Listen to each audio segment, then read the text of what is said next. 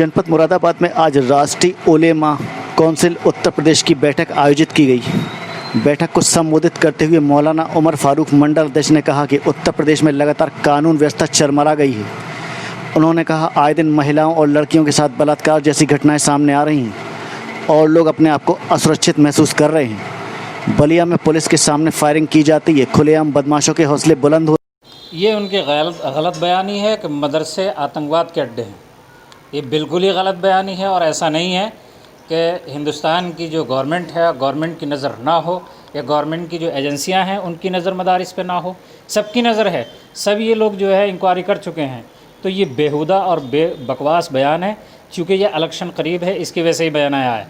अच्छा, एक बयान और सुनने में आ रहा है कि जो मदारिस गवर्नमेंट सरकारी अनुदान से जो चल रहे हैं कि उनको बंद किया जाए, तो हम इसका स्वागत करते हैं। वो मदारिस बंद होने चाहिए क्योंकि सरकारी अनुदान मिलने की वजह से तालीमी निज़ाम मदारिस का बर्बाद हुआ है और ख़राब हुआ है और उससे कोई फैज़ नहीं पहुंचा है।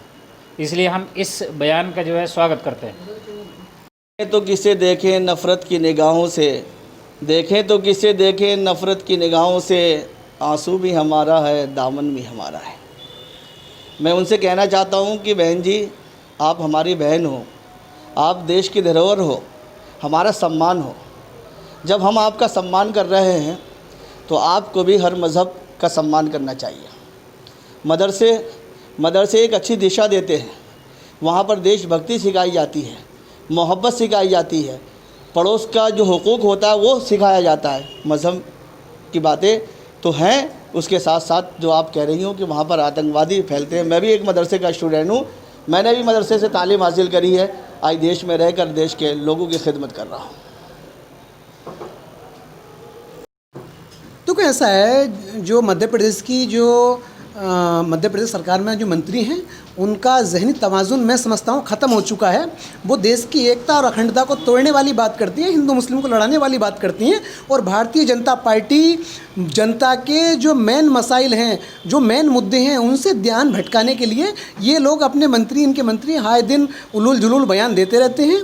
जैसे कि उन्होंने कहा कि मदरसे से आतंकवाद निकलते हैं, तो मदरसे से बता दूं मैं उनको पता नहीं है। मदरसे से APJ अब्दुल कलाम जैसे लोग निकलते हैं, मौलाना मोहम्मद अली जौहर जैसे लोग निकलते हैं और फखरुद्दीन कमाल जैसे लोग निकलते हैं, जो देश के राष्ट्रपति, प्रधानमंत्री, शिक्षा मंत्री पता ना कौन कौन रह चुके हैं इस देश के लिए। जब देश आज़ाद हुआ था तो 51,000 उलमा ने दिल्ली से लेकर पेशावर तक अपनी गर्दनें कटाई थी। ये वो मदरसे की देन थी जो आज देश आज़ाद है। उनको अपनी जहनीत को बदलना चाहिए और देश की एकता अखंडता को तोड़ना नहीं चाहिए। और रही बात अनुदान की, तो मैं बताना चाहता हूँ, इस हिंदुस्तान के अंदर चंद मदारिस हैं जो सरकार के अनुदान से चलते हैं। हमारी कौम इतनी सक्षम है कि हम उनके सरस्वती शिशु मंदिर जो चल रहे हैं ना, हम उनको भी चंदा दे सकते हैं। हम वो कौम है।